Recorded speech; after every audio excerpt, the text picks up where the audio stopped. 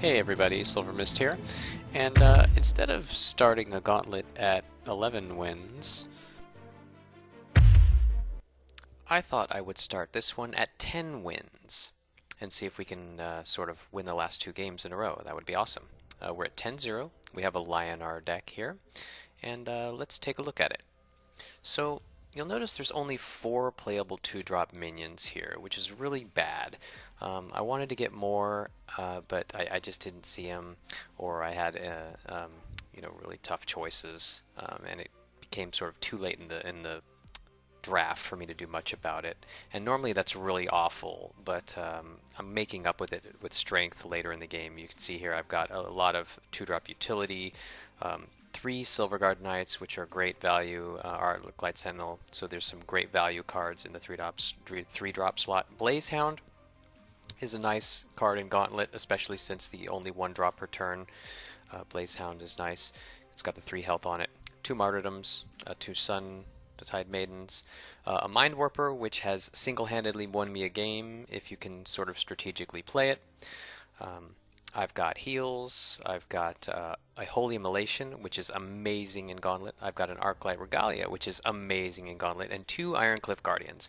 So as you can see, the further down we get in this list, the more power and value there is. So the longer I can last, the more chances I have to even turn around a bad game.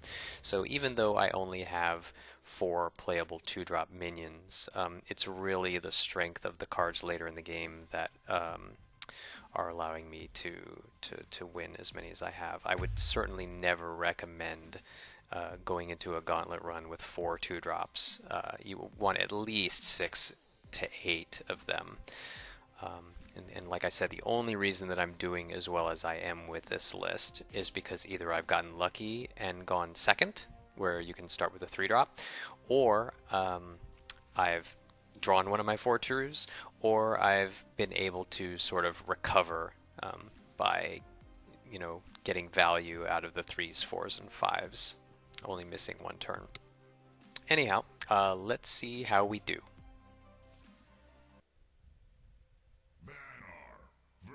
Alright, we've got a Vanar opponent here. Now, Vanar has gotten a little bit weaker since the patch, where now you only draw 1 card per turn. Hailstone Prison isn't quite as solid as it was before, but they're still pretty good.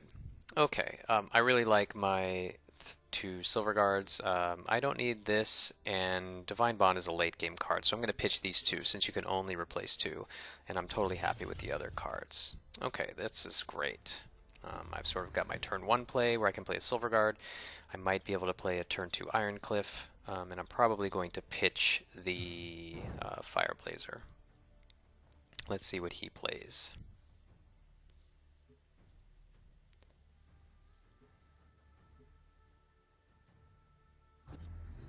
Nothing. Oh, that's fortunate. Okay.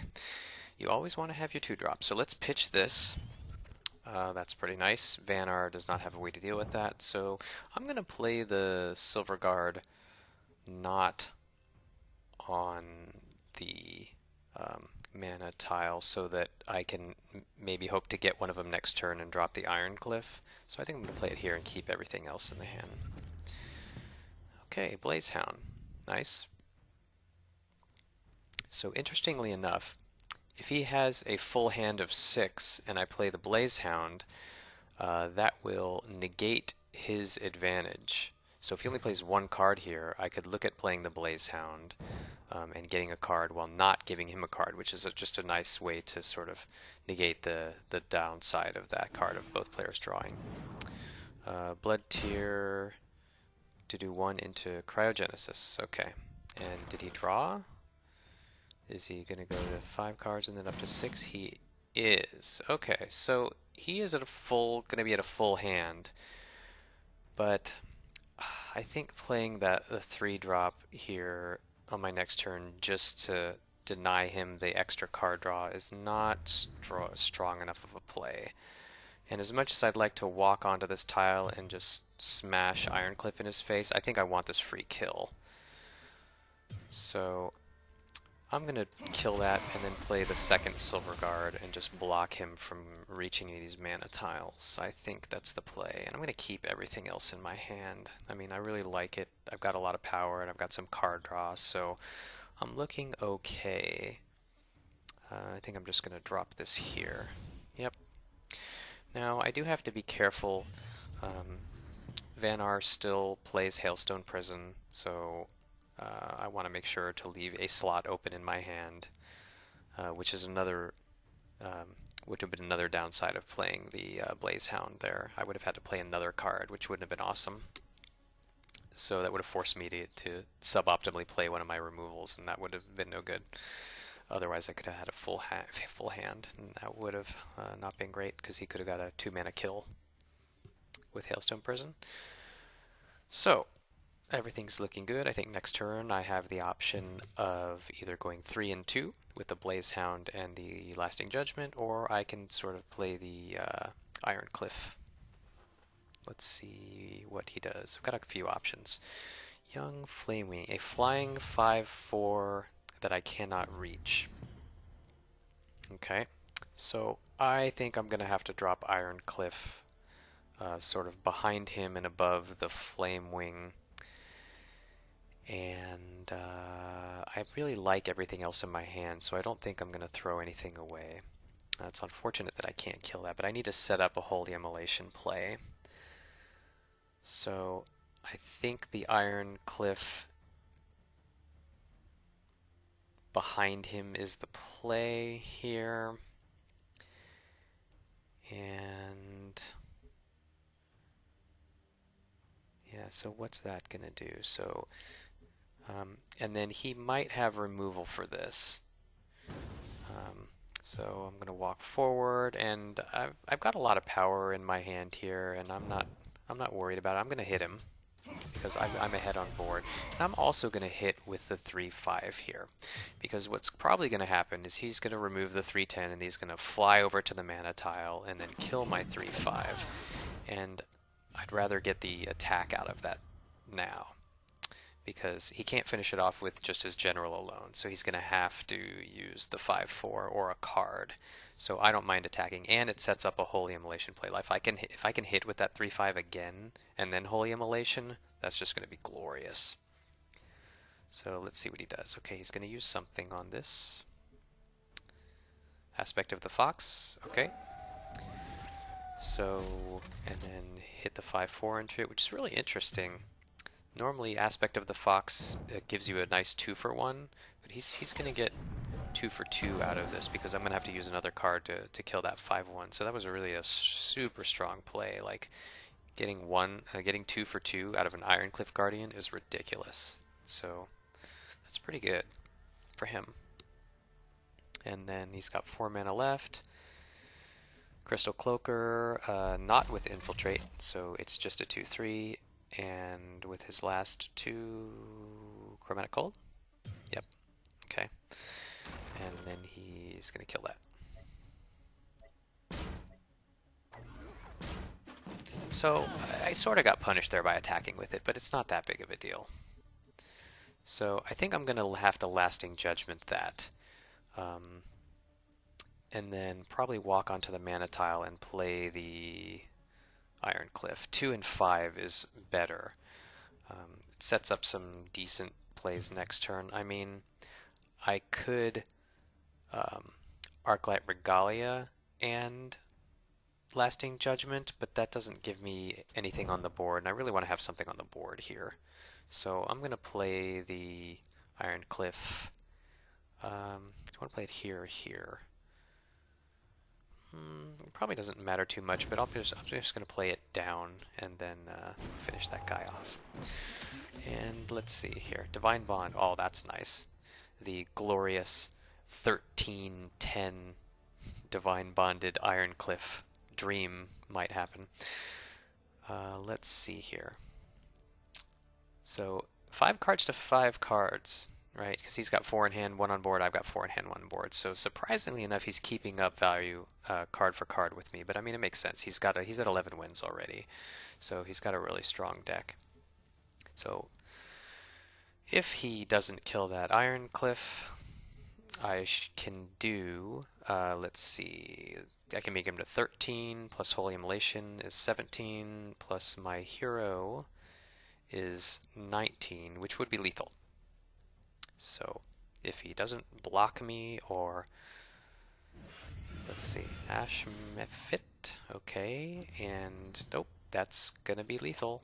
Let me add it up to make sure I didn't screw up here. So 3 plus 10 is 13, plus 4 is 17, plus my general is 19. Yep, sweet. So I'll just move down here, do the dream, plus 10 attack, and then move down, little Holy Immolation, and lethal. Yes, the Divine Bonded Ironcliffe Guardian. Something you always want to see, unless it's your opponent who does it. You never want to see that. Okay, so that was a pretty quick game. And one more to go. Let's see if we can go 12-0. That would be pretty awesome.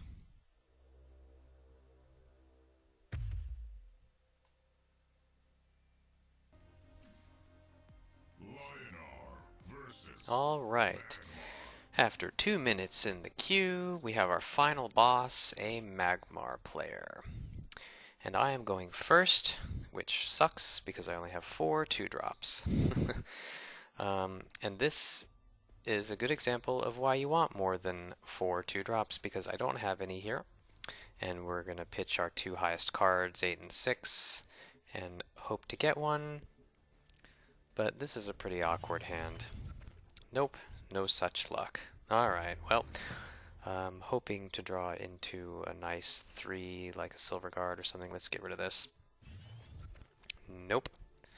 Nice to see you again, Sir 6. Okay.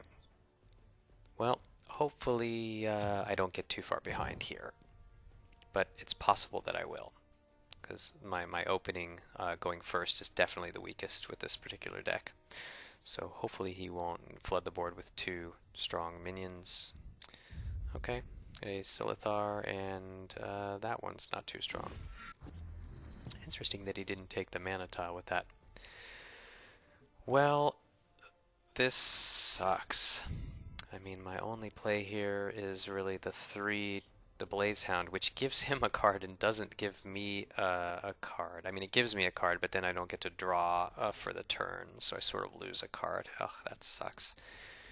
Well, maybe I'll get lucky and draw into a 3? Nope, no such luck. Okay, this game is already off to a horrible start. Alright, well, if I'm going to play the 3... I mean, I'm not going to need any of those mana tiles, so I think if I'm going to play the 3, I'm going to play it up top to make him at least sort of move up towards it rather than down towards that other mana tile. So I'm going to have to move diagonally and play the 3 up on the mana tile, and then he's probably going to attack it with his wings and his general and sort of move the Silithar down or somewhere else. But even so, I don't want to see him buff that wings, so I'm going to go ahead and hit it. It's only 1 damage, and it's 2. I do 2 damage to it, so I don't mind taking the 1 here just to do this. Even if he trades it in, it's not that big of a deal. I only took 1 point. Okay, so I've got some decent options moving forward, depending on what happens here. But this is where I could really fall behind, you know, just by missing that turn 2 play. Let's see. He's got 4 mana. Yep, that is going to have to get silenced. Oh man, God, what an awkward turn. Oh, if he leaves that there, I'll have an amazing Sunbloom. No such luck. Okay. And he didn't attack. Interesting. So, I'm probably going to pitch the Mind Warper or the Fireblazer here. And let's see, I could do Sunbloom Tempest. Oh, that's such a horrible turn. No, I gotta save the Tempest for when I can actually kill something with it. I mean, I could Sunbloom Tempest to kill the Silithar, but then his other guy still has flying, and it's going to be a 5/1, so that thing has to get silenced. So, God, I think my play here might actually just be Sunbloom. Let's get rid of this. Does that change anything? No, because it would leave the eggs. I'm going to have to just Sunbloom pass. I'll probably attack the Silithar to do some damage to it, but this is going to be like the weakest turn ever. 2016, ladies and gentlemen. Okay, I really don't like this, but I don't have an option. I have to silence that, and then maybe I can get a nice Tempest next turn by punching this 2/3. Like, I just sort of have to hope, like, maybe he'll play a million 2 health guys. Yeah, I can't Tempest. I'll just have to hold it. So hopefully that, oh, Flameblood Warlock, yeah, that's not bad, because maybe next turn I can play a, well, there's something that dies to Tempest. That would be nice.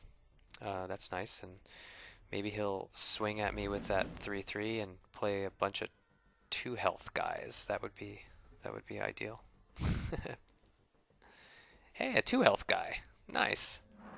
All right. Ooh, Elucidator. It's going to take a damage. It's going to go to 1. But hey, that dies to Tempest too. Sweet. Best Tempest ever. Okay. But I'm at 12. So let's at least do this, because that's happening. And there is no way that I can afford to play Mr. Flameblood Warlock here. No way. I just can't. So, he's at 11 though, which is interesting. But no, I'm going to get rid of that. That is something I can play.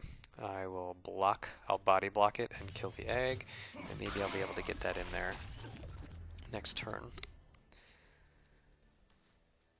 Wow, we are both dangerously low here. So that Arclyte Regalia is going to come in pretty handy. But I have like the cards in my hand are so expensive right now. I'm not going to be able to play 2 of them. That's pretty strong. Ouch. 8. Okay. Well, I think we're going to pitch the Mind Warper here. I could pitch one of the Sun Tides, but so keeping the Provoke is definitely good. Let's pitch one of these. Well, no, Mind Warper. I'm probably not going to use that. Oh, Flameblood Warlock again. That's not going to see play. So honestly, I think my strongest turn here is to Arclyte Regalia. I'm going to take 1 point of damage, but it'll prevent his hero from hitting me again. And I can't play that Flameblood. Oh man, I'm so far behind right now. I mean, he's at 9, and that Martyrdom is an awesome draw. So, I mean, he has to play something that does damage. But, oh man, it's going to take several turns for me to get back. Oh, he's running away. That's a really good sign. Now, if he gets to 8 mana, he could play Bounded Life Force. I think it's 8 mana, which makes his hero a 10/10. That is, I'm going to have to heal him for 8, because I have no way to deal with that.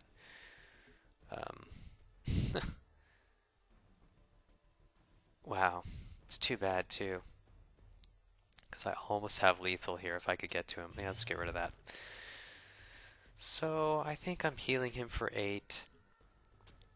Now I could walk up and punch him for 4, but I really don't want to lose to Bounded Life Force, and we're at 11 wins here, so I have to believe that he might have it. So I'm just sort of going to block. I'm going to put a Suntide Maiden right in front of me so he can't get to me. And it doesn't die to Mechantor Warbeast, so that's pretty good. But until I'm going to give him credit for Bounded Life Force here. I just don't want to lose to it. Until I play a heal card, I'm just sort of going to use this Arclyte Regalia to mitigate damage coming in, 2 damage per turn. I might, kill off a minion in a pinch, but I'm not going to go. I'm going to make the decision now not to get within attack range of his general until I have a more favorable position, or until I see him go to 0 cards. Then I would do it. Okay, a 1/7, so I could heal him for 7 more. That would put him to 24. If I did that, I could play the Provoke right in his face. What does that become? That becomes a 5/11? Jesus, that's brutal.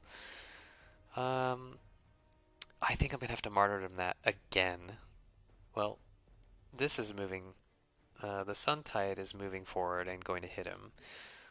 Does it matter the order? Like, if I'm going to Martyrdom that? No, I don't think it matters. So this is happening for sure, and I'm going to walk in behind it for sure.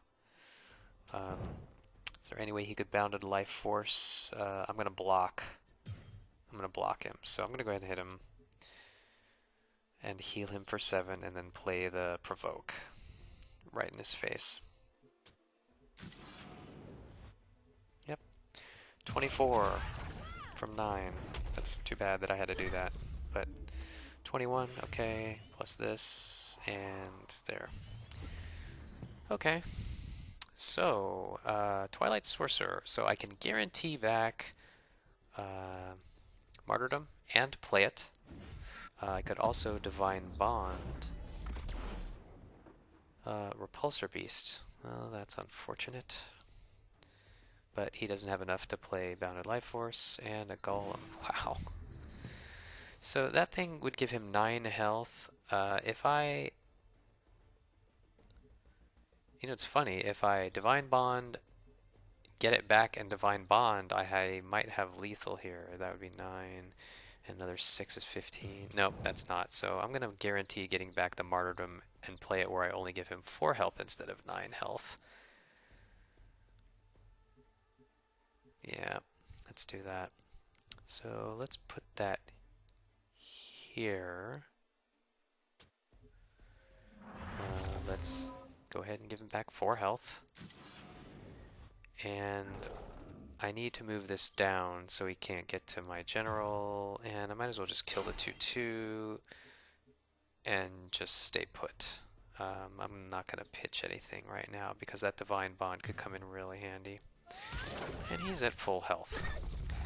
He does only have 3 cards to my 6 cards, so I'm winning in value right now, and I just need to continue trading 1 for 1 while not letting him get next to my hero, since I'm giving him credit for Bounded Life Force. But if he plays these 3 cards, I can assume he doesn't have it. Oh, Keeper of the Veil, that's pretty good. Oh, please don't get back that Elucidator. Sweet. Okay, that's not bad. And he's down to 2 cards. Let's see what he's going to play. Play both of them. Show me that you don't have that Bounded Life Force. Come on. He's only got 4 mana left. He's probably going to play a Flying 5/4. Okay, that absolutely has to die. So how do I do this?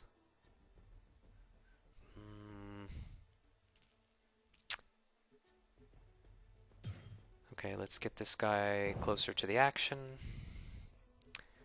And, okay, the only way I can kill that 5/4 is going to be to Divine Bond my 3/6. In order to do that, I have to kill the 2/3 with my Twilight Sorcerer, pop the egg, and then walk the 3/6 over. Which is a little dangerous, because I'm going to have to leave his 3/4 up. Yep. Okay, so I'm going to move over 1 and pop the egg just to get a little away from him. And then I'll move the 3/6 to body block so he can't Bounded Life Force me. And I will Divine Bond it, and I'll play the other Suntide Maiden.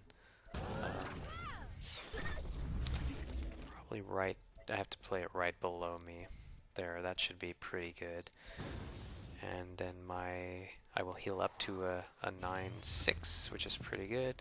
So he could Mecantor Warbeast and... Oh, he's going pretty fast.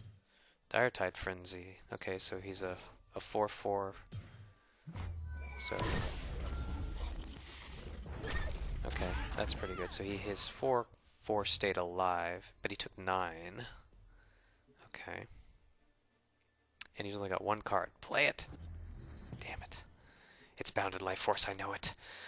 Okay, so that 4/1 has to die. I don't need a Silhouette Tracer. That's not going to get played. Oh, that sucks. Wow. I think I'm going to float 9 mana this turn. So, I mean, I could Lasting Judgment that and hit him in the face for 3. Might as well move that. Might as well move my Fire Blazer in. Okay, so this move is definitely happening, for sure. And my hero is not moving. So, yeah, let's just kill that. Heal back up. I'm not going to move my hero because I don't want to get hit. I can move the Fire Blazer in. Like, if he has a Mecantor War Beast, he lives. And so does my 4/6.